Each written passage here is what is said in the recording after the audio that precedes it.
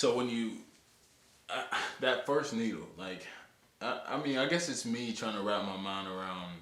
Yeah. Okay, so I gotta tell you this. I remember this like this was yesterday.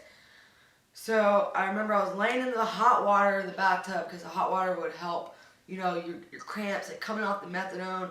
It gets stored in your bones. I mean, it is hard to come off any opiate. It's very hard. Your body starts to cramp. It hurts. You throw up. Your stomach hurts. Your stomach is cramping. You get the hot sweats. You get the cold sweats. You get the shivers. I mean, it is horrible. You can't keep anything down. You can't eat. And you can't stay comfortable. You can't quit moving. Anxiety. Your heart's coming out of your chest. I mean, the worst feeling. I never want to go through that feeling ever again. I mean, I can't forget that feeling either, because if I forget that feeling, I could possibly go back.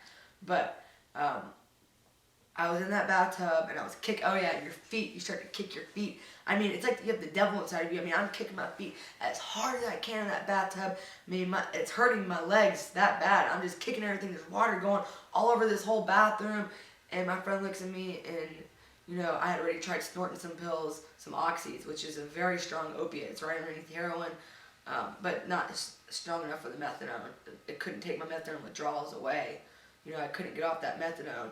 At this point, I had been withdrawing for like 2 months. Like, I had started to come down slowly off of it.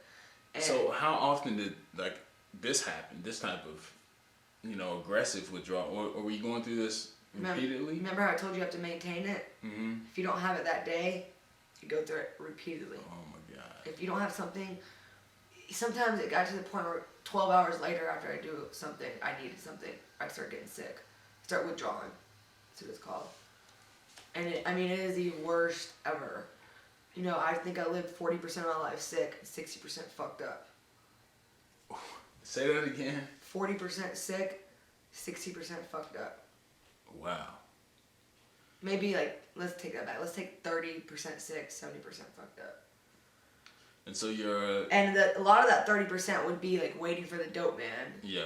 Like an hour and a half at the gas station in downtown next to the bluff. Would be the most miserable few minutes of your life. Absolutely. I know. So you're going through these withdrawals, your friends. So I was going to the withdrawals, and my friend, she was trying to help me take care of me, and I tried snorting some Oxycontin. It didn't take the withdrawals away. She's like, Roxy, I guess the only alternative is your veins. And she had just started shooting up, and I didn't want to believe it that she was, because I was always thought I'd be so against needles, but I was like, fuck it, hit me up. As soon as she hit me up, everything was okay. I mean, every single symptom I had stopped, and I loved it. It took me back to that first day for my knee surgery. While I was laying on the bed, I was like, oh my God, I'm gonna fight this forever. But this was 100 times intensified. So do you think had you not known her or someone that was doing it, you would have ever went that route? Do you think it was? I think I would have. You would have eventually. I think I would have eventually. Because I progressed from every level of the drug aspect. So I think I would have eventually, yeah. Because once you get in the drug world, you just meet so many drug people. It becomes easy. It becomes easy. Again, like accessible. I said, for me, I don't know where to get it. Like, I could figure it out. I could probably find it. But probably find it once you get involved, it seems like, it's just making a phone call. Absolutely. I used to buy drugs at that Super 8 motel half a mile down the street. So you don't know how heroin. You don't know how close it is. Wow. It is everywhere. And, unless you're involved, people don't know. So the person you're likely to buy from, stranger, friend, person more likely someone you know than a stranger. I would not buy from I wouldn't call them strangers, but I wouldn't call them friends. Definitely would not call them friends. I definitely would call them people that I would meet through other people. Okay. And then I would get their numbers through meeting them through other people, and then I start calling them, start blowing them up. I remember after that, my first hit, I was in the bathtub. I didn't want to get out of the bathtub, but I finally got out. And that next morning, I had finals in school. This was in December of 2010. And I was graduating from Georgia Perimeter College. with my associates. And I don't know how, coming off methadone and everything, I still graduated with 3.85 in the Hope Scholarship on drugs. Like, I can only imagine what I could do now sober. So I'm definitely going to go back to school. But I was like, shit. I got that mentality. I never lost it, but that mentality came back real quick because I was trying to get off drugs, obviously, because I wanted to go to methadone clinic, but that was the worst idea ever. But I was like, you know, girl, I need some heroin. Like, I can't go. This is like right after graduation. No, this is right before graduation. This is the next day after my first shot. Mm. I was like, I can't go take this final without this heroin. Have you seen people overdose? Oh yes, I've overdosed 4 times. I've been pronounced dead 2 times. The last time I was pronounced dead was about a month before I got sober. Earlier this year, beginning of this year, and I was at like the 9th story of a floor of a hotel, and the paramedics pronounced me dead. I was dead for like 12 minutes. Wow. And they brought me back at the hospital. And then, listen to this, I woke up, and I was like, I want to sign myself out. Because all you could think about was getting all I want to do is get more heroin. So I woke up, and the doctor was like, you need to I can't let you go. Like, you need to get your heart rate under control. So I sat there and I practiced my breathing. Like I did breathing exercises. Like, I won't ever do this on a regular basis, ever. Like, back when I would be withdrawing, and my dad used to go through this with me. Like, he got sick of it eventually, but he used to try to help me get through my withdrawals and, like, would tell me to breathe, but I wouldn't breathe. I wouldn't care. But I got my breathing under control in, like, 20 minutes. I was out that door straight to the dope man with my wristband on and everything. Yes.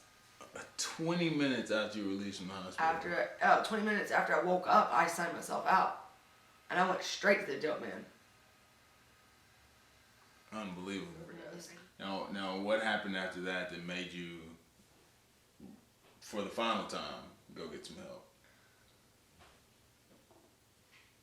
I think it was accumulation of, you know, throughout this whole time, because from 2011 to 2014, that's 3 years. Like 2010, December 2010 was the first time I did heroin with a needle. But the whole time I was doing heroin, and, you know, I started doing things like manipulating situations to the extreme, lying to the extreme. I would do things like leave Walmart or Kroger, and I would go into the trash cans and I'd get receipts. And I'd find receipts that were food was bought with cash. And I would take my food stamp card, if I hadn't sold them for drugs that month, and I would go buy the food with my food stamp card from that receipt of the cash. So the government was paying for this food. And then I'd go back with that receipt of cash that I found in a trash can to get cash for it. I mean, I was doing things like that. Like, who thinks about that? Exactly. You know, like, I would never think that's about... That's an intricate plot to like, yeah, sit and think about that. I would never think about stuff like that today. You know, I could not come up with stuff like that. But I was doing things like that. I was doing things like, I would get guys to buy me things from the store. And, like, I'm sure I would probably lead them into thinking I would do something with them, but I never would. Like, thank God I never got down to the prostitution part. Like, that I never got down to, because most people do when you get that bad. But I would, you know, and I would, like, tell my friend to give me, like, a 911 phone call. I'm like, oh my God, I gotta go. Like, my dad, I'd be like, my dad is in the hospital, just had a heart attack. My father, who has heart problems. I would say something like that to get away from them. I'd get them to spend like $500 on me. And then I would leave. I'd go right back to the mall, return everything I got. And if they paid with a credit card, I would get a gift card. If they paid with cash, I would get cash. I would take that gift card and I would go to movie stop and I'd sell that gift card for like 75% of what I just got. Yes. And so, like, I mean, I would do things like that. Like, ridiculous things. So, I mean, after doing that so many times, and I remember one time I had my dad give me $100, but he gave me $100. He dropped me off for a surgery procedure for my stomach. Okay? He gave me the $100 when he walked in the front door with me, but he didn't want to stay with me because he had enough of me at this point. But he gave me the $100, and I walked up, acted like I was waiting in line to pay. He would leave. I would walk out the back door, take the $100 and go buy drugs with it. Like, I would do stuff like that. And then lie, tell him I had this procedure done. I'd come up with my own diagnosis of everything that they said. And then, like, a month later, he'd get a bill in the mail stating that I had a late fee or no-show fee. I mean, not like no-show fees. Right. You know, so after doing all that, my family wanted nothing to do with me. My friends wanted nothing to do with me. A lot of my dope men wanted nothing to do with me. I mean, I would get that bad. Like, I would, you know, just lie to them, threaten them if they pissed me off. Yeah, it's like the stupidest reason. So you told me you felt, I mean, it was, obviously at this point you felt like you were completely alone. Oh, I was completely alone. I was deserted. I felt miserable. I felt, I didn't feel like there was any helping me. I remember just telling, when people would try to talk to me about it, I'm like, just let me die. Like, Little Miss Heroine's got me. Like, that's what I called her, Little Miss Heroine. Like, she's got me. Yeah, you showed me the poem, yeah. I was like, she's got me. Like, I'm hooked. Like, there's no helping me. Give up on me, cause, and I'd be saying this like almost dead too. I'd be like, just give up on me. Like, you know, I'd be like, I would be so weak. I wouldn't be able to eat because I would be like, oh, I have $11 left. Like, I can get some food or I can get some gas because I want to eat. But no, let's go get $11 more of heroin and then run out of gas in the bluff. Like, that kind of shit I would do. Like, so after, like, you know, going on a hunt every day, waking up every day, because I couldn't work anymore. Yeah. For like 2 years, I didn't work. No one wanted to hire me if I did get a job. So every day was a hustle. Every day was a hustle. Hustle and a lie. I mean, my dad was like, you have your master's of manipulation 101. Like, you know, I would do things like steal from my dad, and then he'd go back from I'd pawn it. He'd go to pawn shop, get it out, and I would pawn it again the same fucking day. Like, I was horrible. I was sick. I wasn't a bad person. Yeah. We're not bad people. We're sick people. We were sick, you know, and that's why it's very important for me today to do everything that they say in that big book, in the AA or the NA big book, because if not, you will go back out on the streets and use. Yeah. Absolutely. It just takes so much strength to even admit that you have a problem. Absolutely. And I wouldn't admit it for the longest time. Like, the last 2 years, I was admitting it. I would go around and be, like, helpless. Like, I knew I was done. Like, I never thought I'd come back from it. I really didn't. I didn't think I'd come back from it. But I was, when I finally had enough, let me tell you what happened. I was supposed to go to a halfway house. I'm still living in a halfway house right now. Not because I have to, because I want to. Mm-hmm. I don't want to go back out there to that life ever again. So you need that support. Absolutely. Like, I know I have to be involved, and even when I get out of the halfway house, I have to stay involved. And it's called the halfway house for a reason, because it teaches you to get back into halfway into the world, and then you go on from there. And I just think I need to be there for, you know, a while, because I used for 11 years. You can't expect to be better after 3, 4, 5, 6 months. Yeah. Do you know what I mean? Like, and then there's, you know, I think for me personally, just seeing you, like, there's so many people that can be impacted by you. So you have to be strong enough to then go affect change in some other people, because I definitely see that. You know, I remember the only words my brother would say to me, because my brother got sober a couple years before me. So your brother's sober now? He's sober now. He's doing great. Good. He's awesome. But he quit talking to me, and like the only times he would talk to me, this is what he would say to me: "What are you gonna do today, Roxanne? You gonna get help, die, or go to jail? Which one is it?" That's it. Those were the only words I heard out of his mouth forever. And but yeah, you can't push people, because sometimes it will push them into a deeper spell and resentment against getting sober. Right. So you can talk to them, and you can deliver your message, you know, but you can't.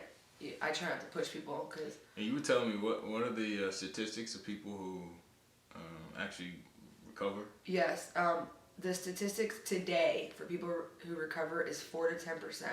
10% being an astronomical number, and with heroin, it's in the 4%. Yeah. Heroin is the hardest drug to come off of and stay off of. Most people can't do it more than a couple days. That's it. If that.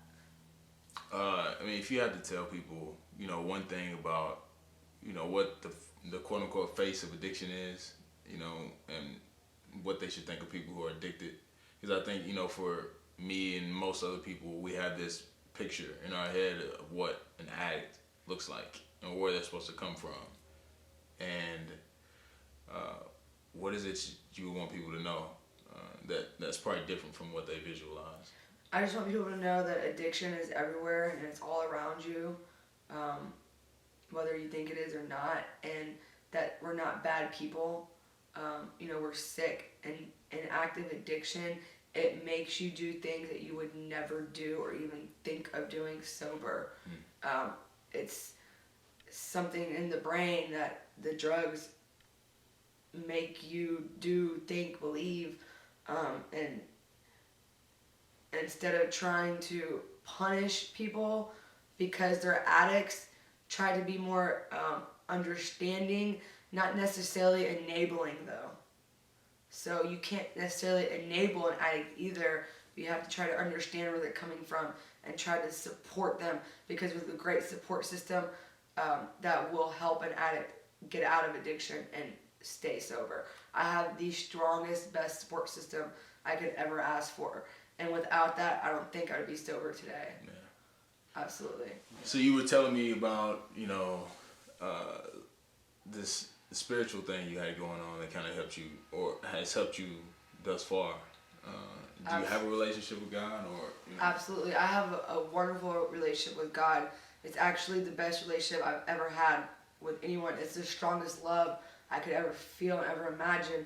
And when I was using, I didn't feel that. I didn't even really, I believed in God because I was raised a Christian, but I didn't think that he was there. I had resentments towards him, like, why does he let me live like this? And I never prayed, I never got on my knees, but even when I first got sober, I had a problem connecting with him. But the more I communicated, like, we can't get anything across unless we communicate with other people, like we're doing right now. But the more I started communicating with him, the more he communicated back with me, and now we have this amazing relationship. And without God, none of this would be possible. You have to have that spiritual connection, whether it's with God or whether it's with a higher power. Whatever your higher power may be, that higher power is what keeps me sober. I really appreciate your story and sitting down, taking the time to talk to me. Like I said, I knew you had a story. I knew you had something to tell. And you're definitely in that 4%. So. Absolutely. Thank you so much. All right. Give me a hug.